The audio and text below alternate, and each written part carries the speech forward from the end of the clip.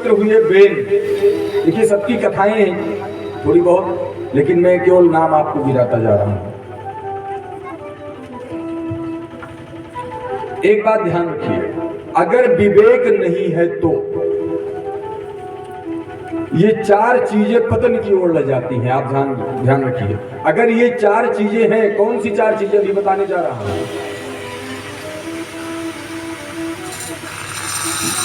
जो चार चीजें हैं उनको सुन लो। अगर विवेक नहीं है तो वो चार चीजें पतन की ओर ले जाती हैं। वो चार चीजें कौन सी हैं?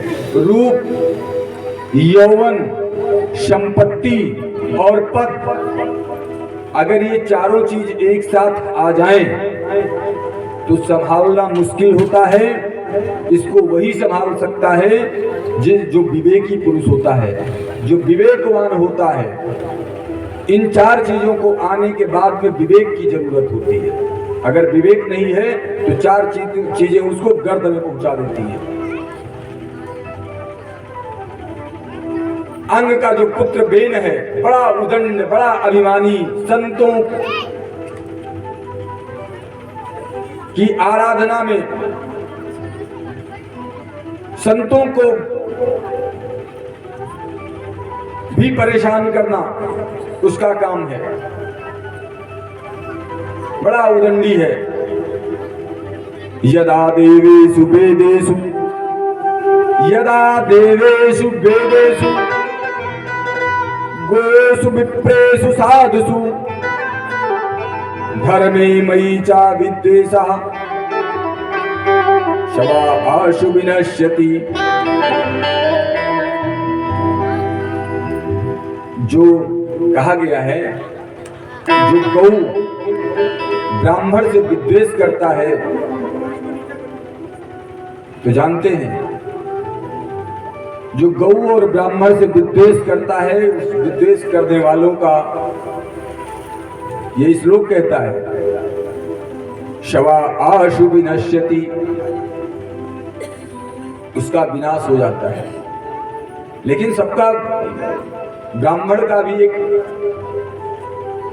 जैसे संत के लक्षण होते हैं, ऐसे ब्राह्मणों के भी लक्षण होते हैं।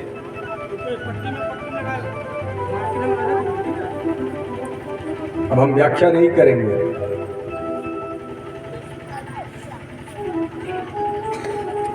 तो बेन ने संतों को समझाया,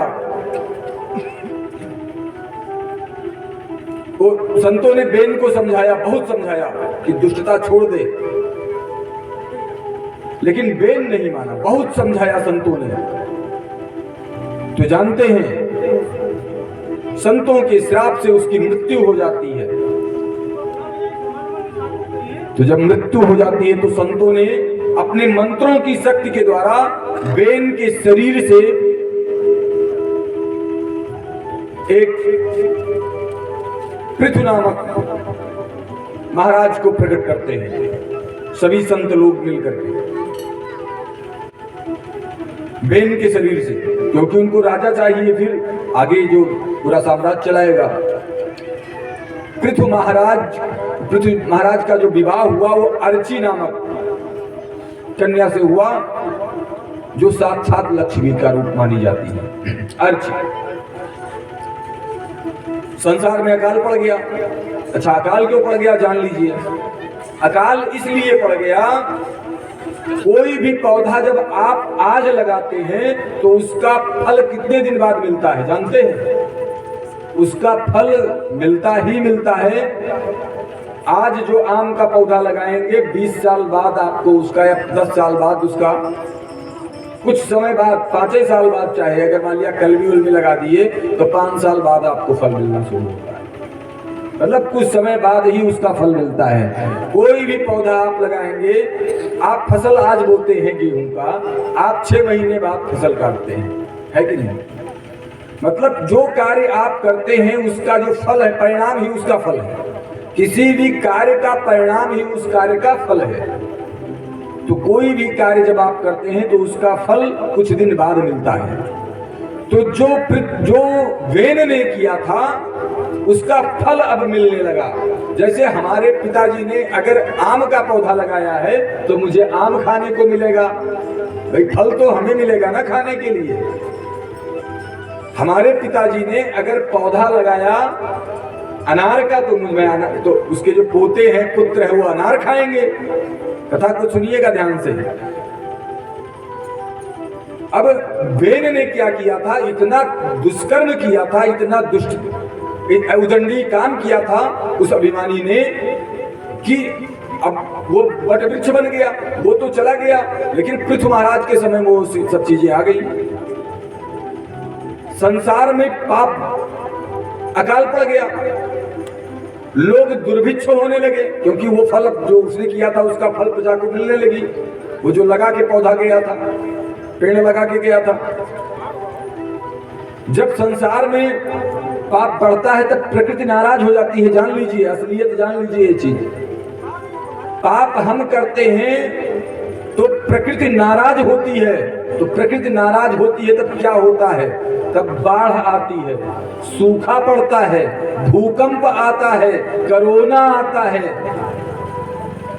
ऐसा होता है कि नहीं? धाने में यहाँ बांधा लाग जाते हैं, बढ़िया धान कहिए भैया 6 कुंटल 7 कुंटल बिगा वाला है, तक कुल जैसे बाली निकली कुल बधाईगा। चाहे कहते महाराज क्योंकि उसकी कोई दवा ही नहीं है, तमाम रिसर्च सेंटर पे गए, उसकी कोई दवा नहीं है। तो जानते हैं जब संसार में पाप बढ़ता है तो प्रकृति पूरे समाज को दंड देती है। ईश्वर दंड देने, ईश्वर का जो दंड का तरीका है वो प्रकृति के माध्यम से है, वो आपको दंड देती है, प्रकृति दंड देती है। पृथु के पिता ने, बेन ने जो पाप किया था उसका दंड पृथु को मिलने लगा। जमीन में जितना बीज बोया जा रहा है वो वापस नहीं हो रहा है, मतलब फसल नहीं हो रही है। पृथु क्रोधित हो गए, पृथु को गुस्सा आ गई और पृथु ने क्या किया, पृथ्वी को मारने दौड़े।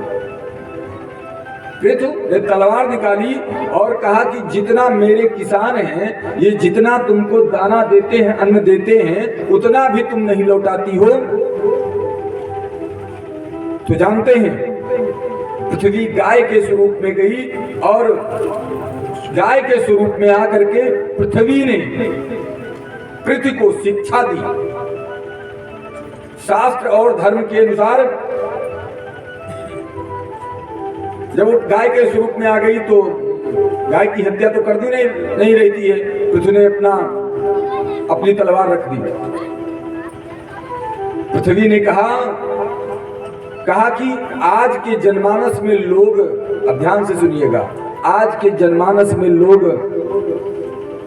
कार्य नहीं करना चाहते, अच्छे कर्म नहीं करना चाहते और भाग्य की निंदा करते हैं। कहते हैं मेरा भाग्य तो ऐसा, मेरा भाग्य तो ऐसा, और अपने कार्य को अच्छे तरीके से नहीं करते। ये कौन कह रहा है? पृथ्वी कह रही है। कहा गया है जैसा कर्म करोगे वैसा। देखिए, आपके जीवन के 3 पन्ने होते हैं, ध्यान से सुनिए। आपके जीवन के 3 पन्ने। पहला पन्ना लिखता है कौन? ऊपर वाला। आखिरी पन्ना ऊपर वाला, और दूसरा पन्ना जो होता है बीच वाला, उसको वो भगवान ही लिखता है, लेकिन आपके कर्मों पर लिखता है, वो आपके कार्यों पर लिखता है। अब प्रथम पन्ना सुन लीजिए ध्यान से। प्रथम पन्ना कौन है? आप जन्म किसके यहाँ लेते हैं, ये उस भगवान, वो भगवान निर्णय करता है। आप राजा के यहाँ जन्म लेंगे, आप सोनिया की कोख से जन्म लेंगे कि आनंदी बेन की कोख से जन्म लेंगे, ये भगवान करता है।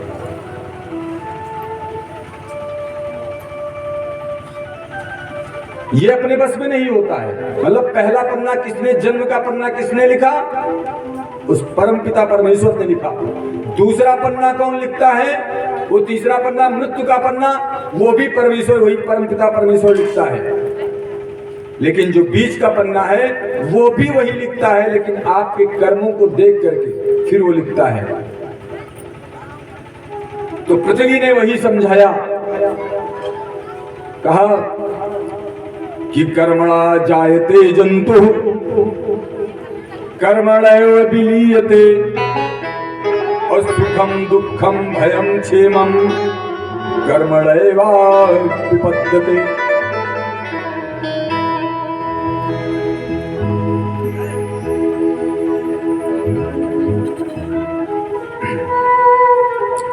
ईश्वर भी उसी को फल देता है जो कर्म करता है। जो कर्म करता है उसी को फल देता है। इसको पहले देखिए,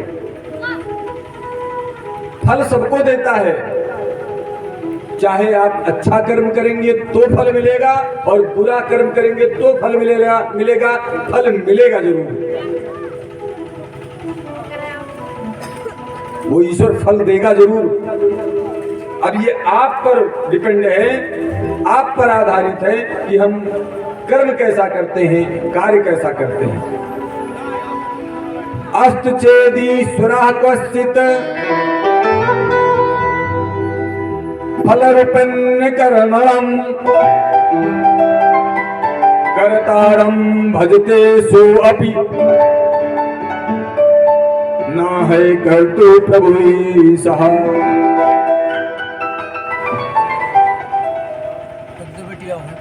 आज मैंने बुरा काम किया है तो बुरा कर्म के लिए तैयार हो जाइए। एक प्रसंग, एक बार क्या होता है, दो व्यक्ति निकलते हैं एक ही साथ, एक मंदिर जाता है। दोनों व्यक्ति एक ही समय एक साथ निकलते हैं। एक व्यक्ति मंदिर जाता है शंकर जी के यहाँ पूजा करने के लिए। दूसरा व्यक्ति वेश्यालय जाता है, समय एक ही होता है। जब उधर से वापस होते हैं तो जो वेश्यालय गया होता है उसको एक पर्स मिल जाती है। जब वो पर्स मिलती है वो उठाता है, खोलता है तो उसमें 10,000 की गड्डी मिलती है। अब जो मंदिर गया था वो वापस आ रहा था, एक बड़ी सी कील पड़ी हुई थी, उसके पैर में धंस जाती है। माँ पार्वती देख रही थी। माँ पार्वती ने कहा भोले बाबा से कि ये बताइए ये कैसा न्याय है आपका? वो आपके मंदिर में गया है, अभी आपको जलाभिषेक किया है, इतने प्रेम से गया है, उसको उसके पैर में कील धंस जाती है। और जो वेश्यालय गया है वहां से लौटा है उसको 10,000 रुपए की गड्डी मिल जाती है पर्स में। ये क्या आपका कैसा न्याय है? तो भोले बाबा ने कहा ये मैंने कुछ थोड़ा किया है, उसके कर्म का उसको फल मिला है। तो कहा उसने अच्छा कर्म किया कि उसने अच्छा कर्म किया? जो मंदिर गया उसने अच्छा कर्म किया कि जो वहां गया उसने अच्छा कर्म किया? भोले बाबा ने कहा नाराज ना हो, एक सेकंड रुकिए। ब्रह्मा जी को बुलाया, ब्रह्मा जी से कहा कि दोनों की जन्म कुंडली इनको सुना दो, पार्वती को। ब्रह्मा जी ने पंचांग खोला, दोनों की जन्म पत्रिका को खोला, कहा कि ये जो वेश्यालय गया था, जिसको ये गया और इतना बड़ा कुकर्म कर दिया कि ये राजा बनने से वंचित रह गया। आज इसको राजा बनना था, इसको राज्य योग लग रहा था और ये राजा बनने से वंचित रह गया। इसकी जो तपस्या थी वो छीण हो गई और वो सिमट गई 10,000 तक मन वहां जाने से। और ये देखिए जब उसका खोला, जो मंदिर गया था, तो जब खोला उसकी कुंडली को खोला, अरे अरे बच गया बेचारा, कहीं ये मंदिर चला गया, नहीं तो आज ये मर गया होता। इसका एक्सीडेंट होने वाला था, बहुत बुरा होने वाला था। मरने से बच गया, मंदिर जाने से बच। अगर ये मंदिर नहीं गया होता तो आज ये मर गया होता। समझ में आ गई बात? ये है प्रसंग। अच्छा, अभी प्रधान जी पूछ रहे थे कथा क्या है? यही कथा है और ये जितना मैं अभी सुना रहा हूं ये सब उदाहरण है। कथा क्या है? जो यहाँ से उपदेश मिलता है, जो ज्ञानवर्धक चीजें मिलती हैं वो कथा है। और जितना भी सुनाया जा रहा है फलाने ने ऐसा किया, धमाके ने ऐसा किया, वो अवतार हुआ, वो उनको मारा, वो उनको किया, ये सब उदाहरण है कि किसने कैसा कार्य किया तो उसके साथ क्या हुआ। ये जितना सुनाया जा रहा है ये सब इतना ही बताने के लिए सुनाया जा रहा है। ध्यान में आ गया? बोलिए राघवेंद्र सरकार की जय हो। आज मैंने बुरा कर्म किया तो जिसने बुरा कर्म किया तो उसको बुरा फल मिलेगा। ना भयुक्तम क्षीयते कर्म, ना भयुक्तम क्षीयते कर्म जन्म कोटि शतैरपि अवश्य मेव भोक्तव्यम कंत कर्म शुभाशुभम। अगर आपके कर्म शुभ हैं तो आपको शुभ ही फल मिलता जाएगा और मिलेगा जरूर उसका परिणाम। आप जैसा कर्म करेंगे उसका फल आपको मिलना ही मिलना है। बोया पेड़ बबूल का तो आम कहां से मिलेगा? और यही नहीं, दैव दैव आलसी पुकारा, एक बात और कही गई है, जो आलसी बिस्तर में पड़ा रहेगा कर्म तो करना पड़ेगा। जो अच्छा कार्य करता है, अच्छा एक बात ये बताइए, हम अगर ये कथा नहीं कह रहे होते, परिणाम देख लो, अच्छे कार्य का परिणाम। अरे मैं ये नहीं कहता हूं कि सब लोग कथा कहने लगे होंगे, लेकिन आप अगर आप अच्छे हैं, आप ईमानदार हैं, आप सुबह उठते हैं, मंदिर जाते हैं, डेली जलाभिषेक करते हैं शंकर जी को, एक सेकंड के लिए इतना काम करते हैं, अच्छे कार्य करते हैं, कहीं कथा होती है वहां भी जाते हैं, 2 मिनट बैठ जाते हैं, कोई साधु संत आ गया उसको दान भी दे दिए, उसको भोजन भी करवा दिए, दुखियों का जो अगर कोई दुखिया आ गया कोई कष्ट में है उसका थोड़ा सा सहयोग कर दिए, ये सब अगर आप काम करते हैं तो जानते हैं आपकी कोई अगर अगरबत्ती लगा करके पूजा नहीं करेगा तब भी आपका सम्मान कैसा होगा समाज में आप खुद जान लीजिए। मैं देखिए केवल कथा कह रहा हूं, और कथा नहीं कहता होता या इसके पहले जब मैं कथा नहीं कहता था तो 2 आदमी हमारी बात सुन, घर के लोग हमारी बात नहीं सुनते, और तो छोड़ दो पड़ोसी बात नहीं सुनता। आप लोग इतने लोग बताइए, ठंडक का महीना है और घरों में बढ़िया जो है टीवी चला करके बढ़िया बिस्तर में सोते और टीवी देखते, आप मुझे सुन रहे हैं? आप मुझे सुन रहे हैं बैठे हुए, ये किसका परिणाम है? ये अच्छा कार्य कर रहा हूँ, लोगों को कथा सुना रहा हूँ, कुछ सत्संग सुना रहा हूँ, तभी तो। मुझे कौन पूछता था, मुझे कौन पूछता था तेरी बंदगी से पहले, मुझे कौन पूछता था तेरी बंदगी से पहले, मुझे कौन पूछता था, मुझे कौन पूछता था तेरी बंदगी से पहले, मुझे कौन पूछता था तेरी बंदगी से पहले। मैं खुद को ढूंढता था, मैं खुद को ढूंढता था तेरी बंदगी से पहले, मैं खुद को ढूंढता था तेरी बंदगी से पहले, मैं खुद को ढूंढता था। जय हो।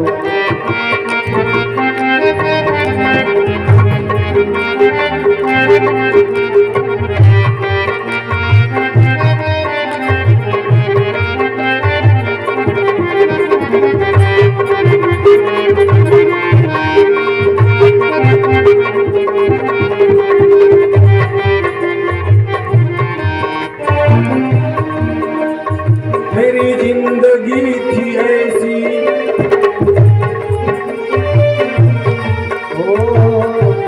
जिंदगी थी ऐसी,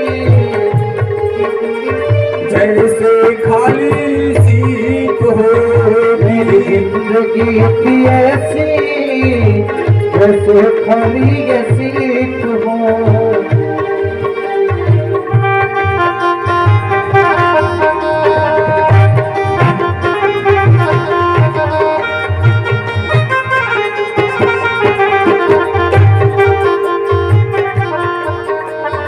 मेरी बढ़ गई है कीमत, मेरी बढ़ गई है कीमत, तूने भर दिए हैं मोती। मेरी बढ़ गई है कीमत, तूने भरे जो मोती। मेरी बढ़ गई है कीमत, मैं दर दर भटकी, मैं दर दर भटकता था तेरी जिंदगी से पहले। मैं डर रहा था तेरी जिंदगी से पहले। मुझे कौन पूछता पूछता था तेरी जिंदगी से पहले। मुझे कौन पूछता था तेरी जिंदगी से पहले। मुझे कौन पूछता था।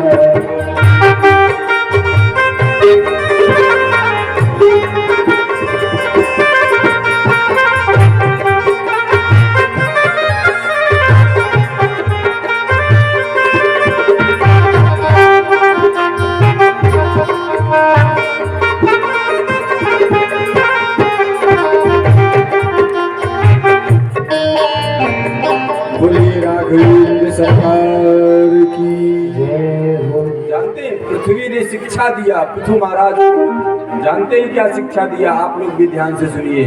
कहा देखिए, एक बार सुबह उठिए और प्रभु को धन्यवाद दीजिए। क्या धन्यवाद देना है? सुनिए, अपने जीवन को बदलना है तो प्रभु को धन्यवाद दीजिए कि देखिए मुझे कितना सुंदर बनाया है इस प्रभु ने। मेरे दो हाथ दिए हैं सुंदर सुंदर जो कार्य कर सकते हैं, दो पैर दिए हैं सुंदर सुंदर जिससे मैं चल सकता हूँ, किसी भी गंतव्य स्थान तक जा सकता हूँ। मुझे सुंदर सी बुद्धि दी है, विवेक दिया है जिससे मैं सोच समझ सकता हूँ। सुंदर हष्ट पुष्ट निरोग शरीर दिया है, मैं सभी अच्छे कार्य कर सकता हूँ। बैठ के ऐसे न रो, कैसे तमाम जने भागे, क्या बड़ा भाग्य साथ नहीं दे। कभी ऐसा जीवन में नहीं करना है। क्या नहीं करना है? कभी रोना नहीं है। क्या करना है? ध्यान से सुनिए, कितना भी दुख क्यों ना आ जाए, रोना नहीं है। क्या नहीं करना है? रोना नहीं है। अच्छे कार्य बढ़ा देने हैं। क्या करने हैं? अच्छे कार्य बढ़ा देने हैं। उस भगवान को याद करके कि वाह, आपकी तो इतनी कृपा है ना कि मैं सुंदर हूँ, मेरा स्वरूप सुंदर है, मेरा सब कुछ पूरे अंग विद्यमान है, बुद्धि है, विवेक है, मैं अच्छे कार्य कर सकता हूँ। उन अच्छे अच्छे कार्यों को करिए। और पृथु महाराज की प्रजा ने वही सब कार्य शुरू कर दिया जो पृथ्वी ने बताया, ऐसे ही कार्य शुरू कर दिया। लोग बड़े खुशहाल रहने लगे। फिर खुशहाली लौट आई पृथ्वी पर। फिर पृथु महाराज के पुत्र हुए हविर्धान। कौन हुए? हविर्धान। और फिर उनके भी पुत्र हुए प्राचीन बहिर। कौन हुए? प्राचीन बहिर। और भागवत का बहुत सुंदर प्रसंग है। जो धर्म कार्य है शास्त्र सम्मत करना चाहिए। कैसा करना चाहिए?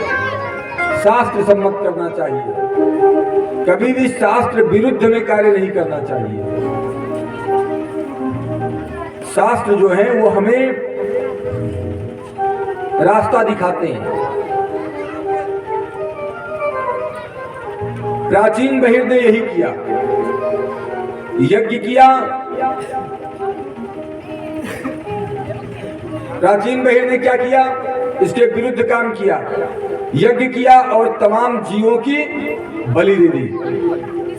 ध्यान से सुनिए, अगर कोई बलि प्रथा में आज भी रहता है तो सुन ले ध्यान से।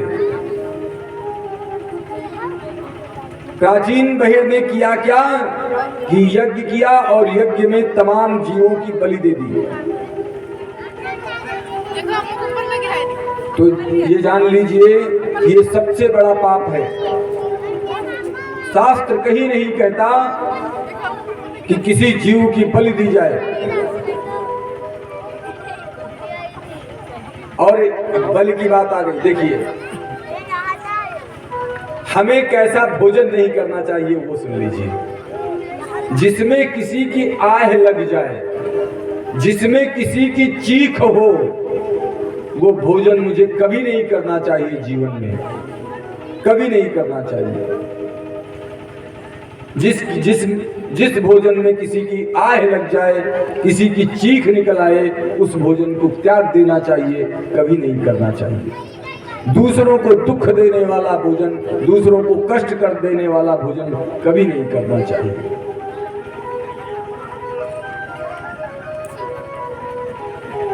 जीव की हत्या करने वालों को कभी कोई अच्छा फल नहीं मिल सकता, ये मेरा शास्त्र कहता है।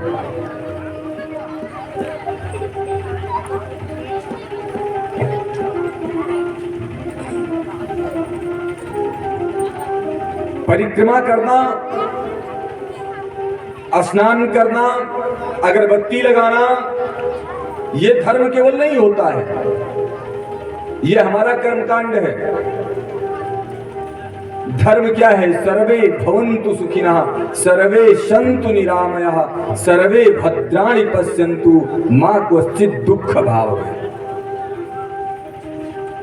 सबसे सरल तरीका जानने के लिए कि हमें क्या करना है, क्या नहीं करना है। जो व्यवहार मुझे अच्छा न लगता हो, मेरे साथ अगर वो व्यवहार कोई करे मुझे अच्छा न लगे, वो व्यवहार मैं दूसरों के साथ न करूं, यही फार्मूला है। आज के बाद समझ लो कि जो व्यवहार मुझे अगर मेरे साथ कोई कर दे तो मुझे अच्छा लगेगा? नहीं लगेगा। अगर जो व्यवहार मुझे अच्छा नहीं लगेगा, वो व्यवहार मैं भी दूसरों के साथ न करूं। और जो व्यवहार अगर कोई मेरे साथ करता है, मुझे अच्छा लगता है, वही व्यवहार मुझे दूसरों के साथ करना चाहिए। समझ गए?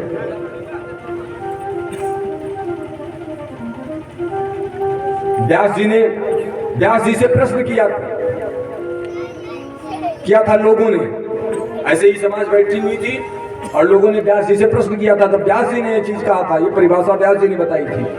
कहा था श्वेताम धर्म सर्वस्वम श्रुत्वा चैवा वधारयताम आत्मनः प्रतिकूलानि परेशान न समाचरेत्।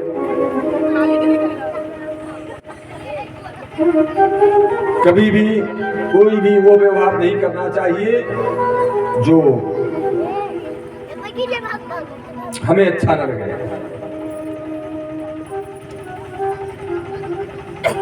ऐसे ही कितना समय हो गया? मेरो प्यारो नंद लाल किशोरी राधे, मेरो प्यारो नंद लाल किशोरी राधे, किशोरी राधे श्यामा गौरी राधे, किशोरी राधे श्यामा गौरी राधे, मेरो प्यारो नंद लाल किशोरी राधे, मेरो प्यारो नंद लाल किशोरी राधे, मेरो प्यारो नंद लाल किशोरी राधे हो।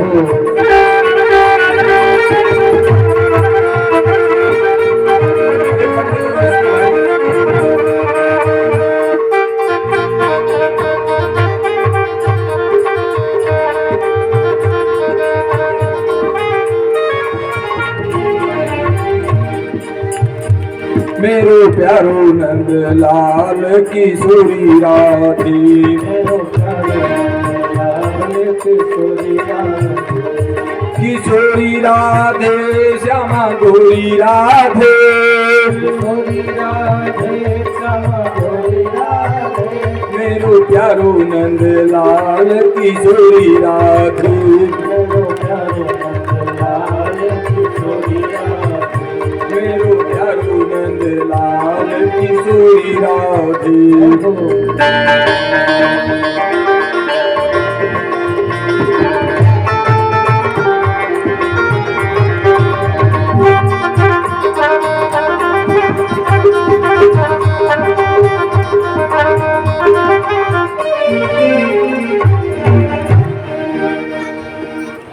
बोलिए श्रीमद् भागवत महापुराण की। अब हम चतुर्थ स्कंद खत्म करके श्रीमद् भागवत में अब हम पंचम स्कंद में प्रवेश करते हैं।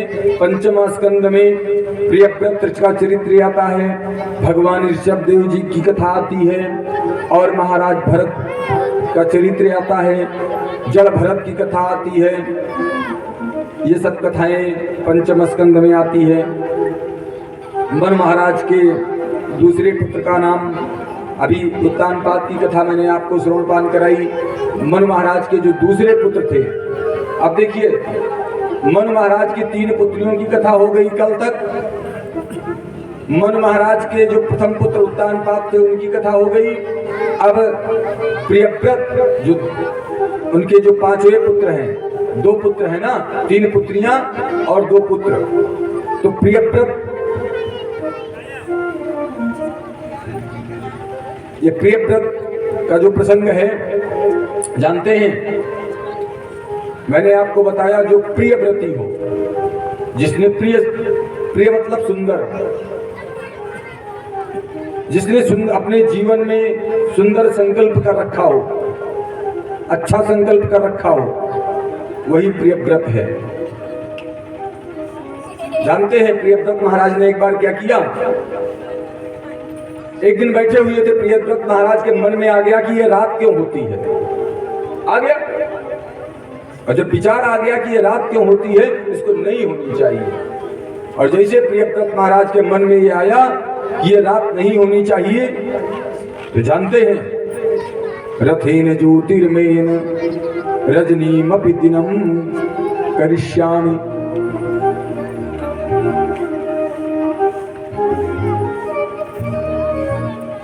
क्या किया कि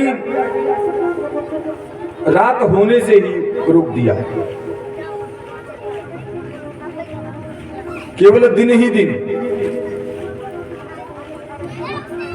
7 दिन तक रात नहीं होने दिया। किसने? प्रियव्रत जी ने। अब सब देवता घबराए,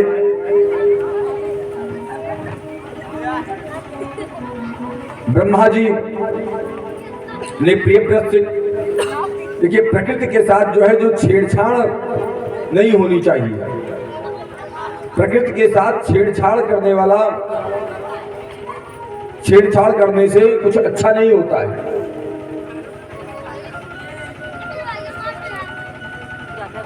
अमंत्रम अक्षरम नास्ति नास्ति मूलम मनौषधम आयुज्ञा पुरुषो नास्ति युजकस्तस्त दुर्लभा।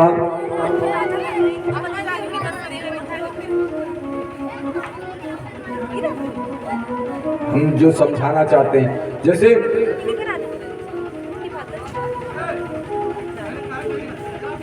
जब प्रियव्रत ने रात्रि होने से रोक दिया, केवल दिन ही रहा, तो जानते हैं सबकी उपयोगिता होती है। हर किसी की, जो भी प्रकृति में है, सबकी अपनी अपनी उपयोगिता है।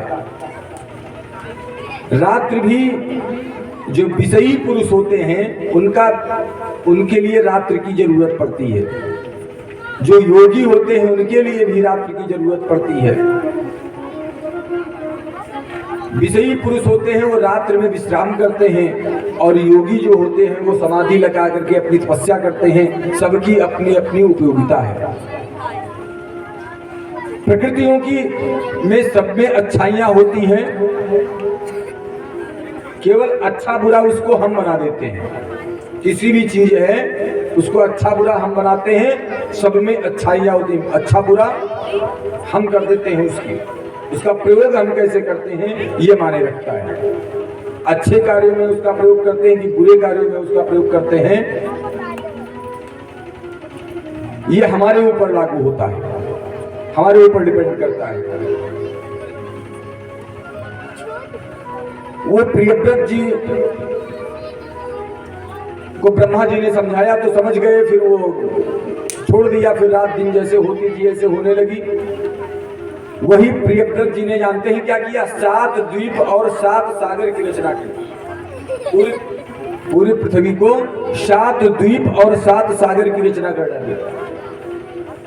पहला द्वीप है जम्बू द्वीप। क्या है? जम्बू द्वीप।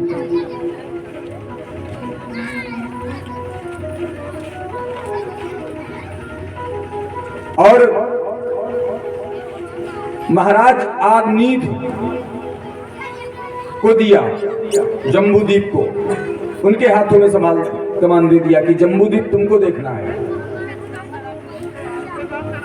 फिर जम्बूद्वीप के 9 खंड किए। जम्बूद्वीप पे पढ़ते हैं ना आचार्य जी लोग जब संकल्प करवाते हैं। जम्बूद्वीप के 9 खंड हुए। पहला खंड जो हुआ उसको महाराज नाभि को मिला, जिनका विवाह मेरु देवी के साथ हुआ।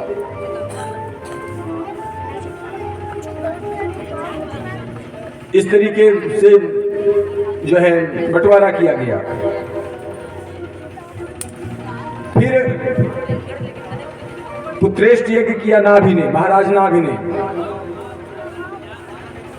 तो उनको एक ऋषभ भगवान के रूप में उनको पुत्र प्राप्त हुए। भगवान ऋषभदेव भगवान की। ऋषभदेव का विवाह इंद्र की पुत्री जयंती के साथ हुआ, जिन्होंने 100 पुत्रों को जन्म दिया। उनके बड़े पुत्र का नाम भरत, उन्हीं के नाम से भारत नाम पड़ा। प्रसंग और कथा आती है।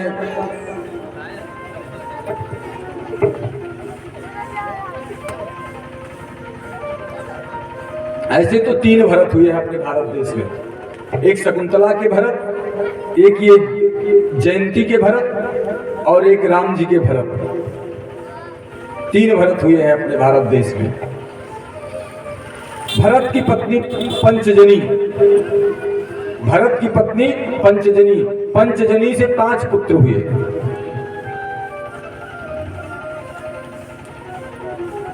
चालीस साल बाद बच्चों को अपना राजकार दे करके जो है गंडक नदी में जा करके स्नान करके वहीं किनारे अपन भजन संध्या की जड़ भरत की कथा आप लोगों ने सुनी होगी। और उसके बाद में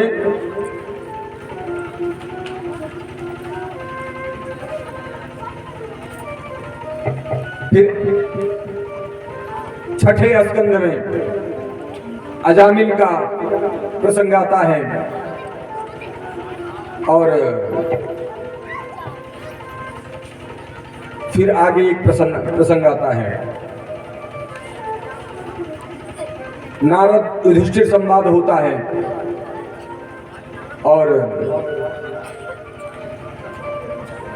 धीरे धीरे करके 7वें स्कंद में हम प्रवेश करते हैं। तमाम कथाएं हैं, सब कथाएं एक तरफ से नहीं कही जा सकती, समय भी हो रहा है। बोलिए श्रीमद् भागवत महापुराण की। हम 7वें भागवत श्रीमद् भागवत के 7वें स्कंद में प्रवेश करते हैं। जानते हैं, मैंने हेणाक्ष और हिरण्याकश्यप के विषय में सुनाया था पहले ही दिन। क्या सुनाया था?